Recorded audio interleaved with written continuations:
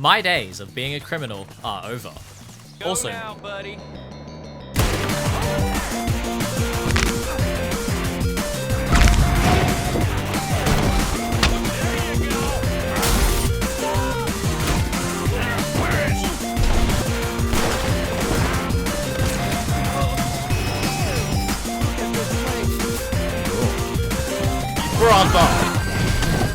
Brother!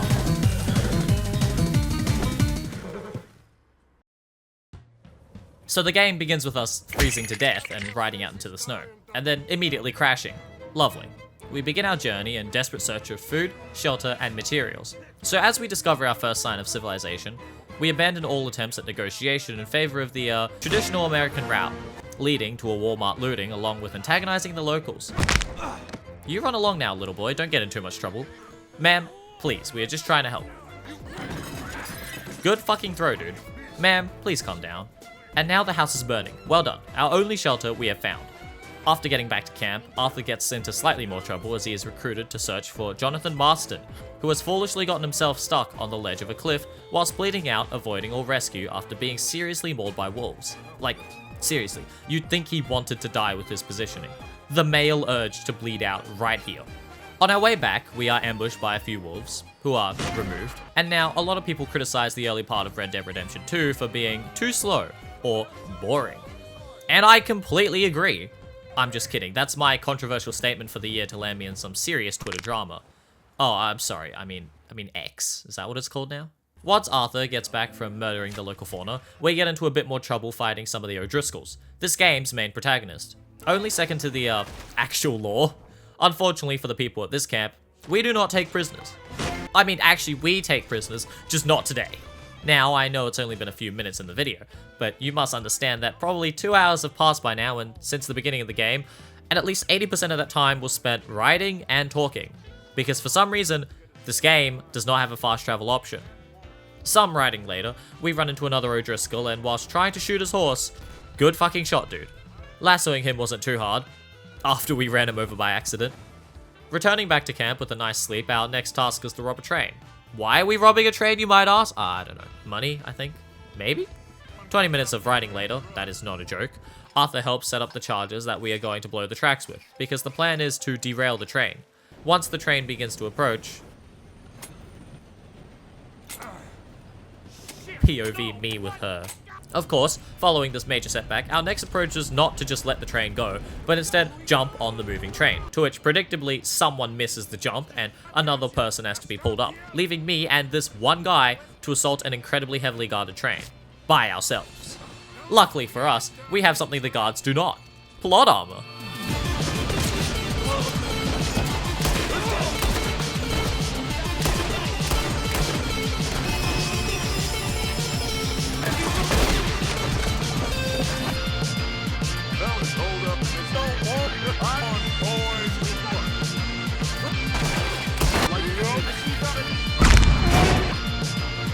Look at this place.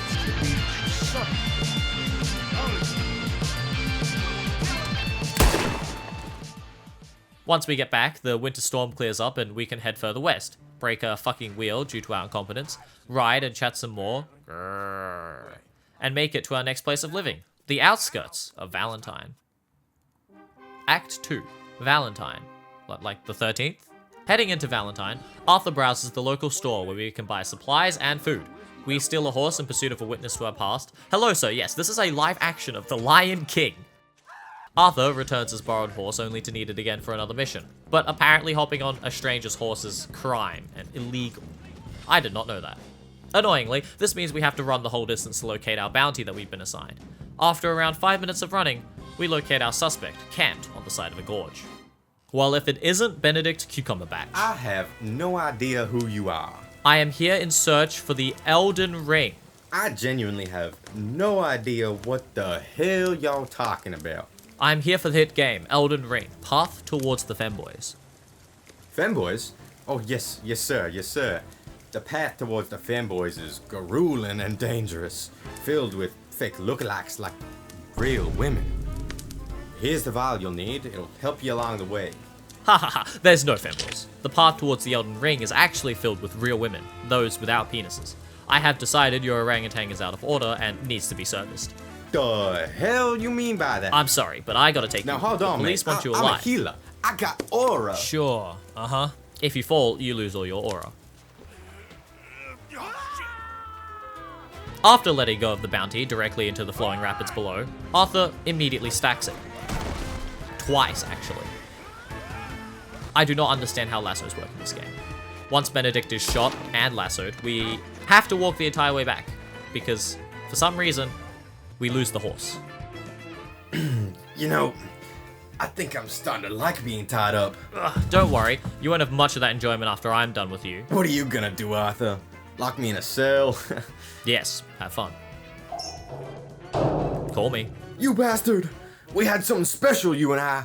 Delivering our bounty and establishing myself as a law-abiding citizen, Arthur heads to the bar to flirt with some women and is immediately cock-blocked by a small standoff between two people, which somehow leads to a whole free-for-all. Why?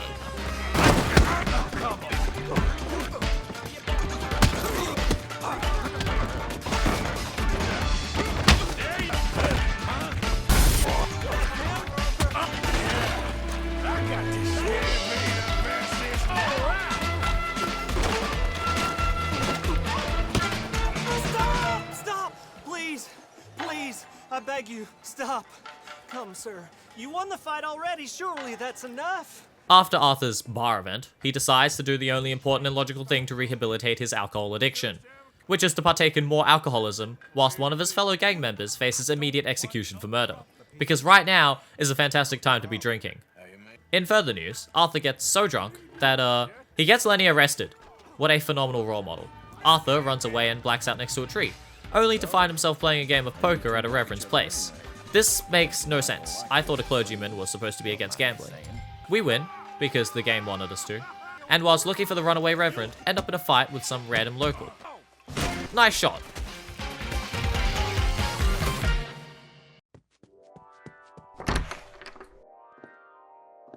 Wie kann ich Ihnen helfen? Fuck's sake. English? Me? Yeah, I speak English. Ah, awesome. See, I'm here for your games. Games that you borrowed from the Steam library of another German man. Ugh. Ah, yeah, games. Ich bin Epic Games user. No, I don't speak wrong in beta cuck either. I'm here for the Steam games. Steam games that you borrowed from Jonathan Johnston. Jonathan Johnston. Well, he can just refund the games. It says 5-hour refund time. We all know that you've already played 20 hours of Furry Shades of Gay. Where are the games? Nein, bitte. Stealing the belongings of an already poor man, Arthur beats him some more before robbing the rest of his house, no doubtably leaving him to starve for the next winter.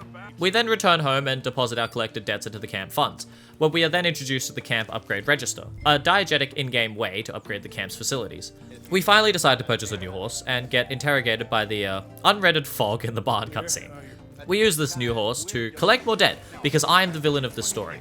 Of course, we take the use of reasonable force approach, which involves me choking someone out until they die. In my defense, I thought choke meant to like choke for threatening reasons, not to kill. We recover the debt and subdue any witnesses to our quote-unquote robbery. See, I am a good person. I decided not to shoot this guy.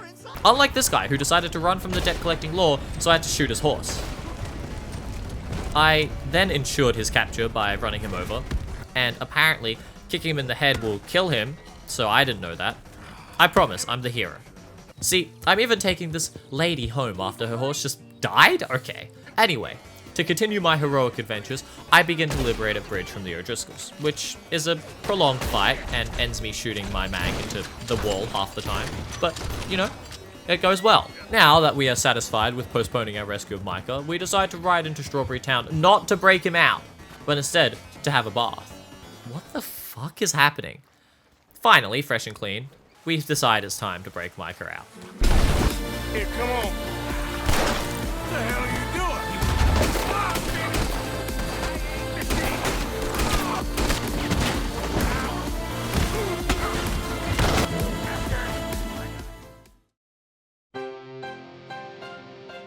To celebrate the rescue of Micah and the success of our camp, we host a party to celebrate, which severely outlines Arthur's inability to keep both pitch and time.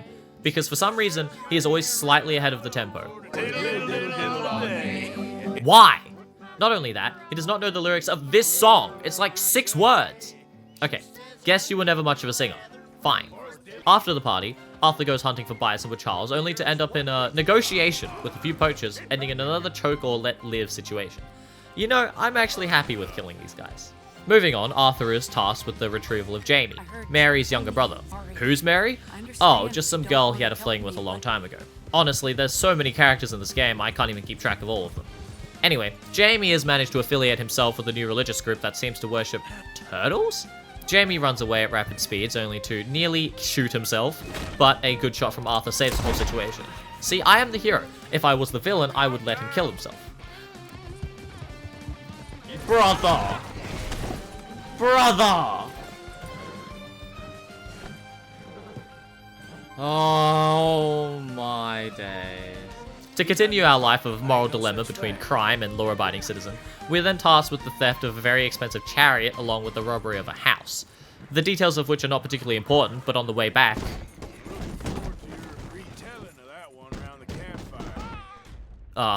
yeah, this game's physics engine is fucked. After stealing another fuel carriage for later use, we enjoy the thrills of parenting and fishing with a child. What a fine young man. In such complex situations. Arthur, isn't it? I have no idea who he is. Are you sure? He, looks like you. You've heard the story before. Young child eats 2 lizards and then enjoys his life being on the run. It's, too cold for the cold-blooded here. Agent Milton, Agent Ross. Pinkerton Detective Agency. Beta servants to the United States. Nice to meet you. You're a wanted man, Mr. Morgan. There's a Fortnite Battle Pass wanted for your head alone. A Fortnite Battle Pass? Just for me? Does it good? We want Vandalin. Vandalin? Who's that? You know, just the strongest Fortnite gamer out there. He stole my squad wipe. I want him. Well, no, I'm on the path for real women. I have no idea who he is. Well, apparently not. Listen, this is my offer, Mr. Morgan. Bring in Vandalin, and you have my word, you won't swing. Well, I ain't gonna swing anyway, Agent Milton. I haven't done anything wrong. You know, I heard that there were actual real women around this town. Not femboys. Perfect for you. Before I fucking killed them. Do you enjoy being a rich man's toy, boy? I enjoy society. Flaws and all. You people venerate savagery. Savages. All of you. You're all gonna die. Oh, we're all gonna die someday, Agent. And some of us sooner than others. Good day, Mr. Morgan.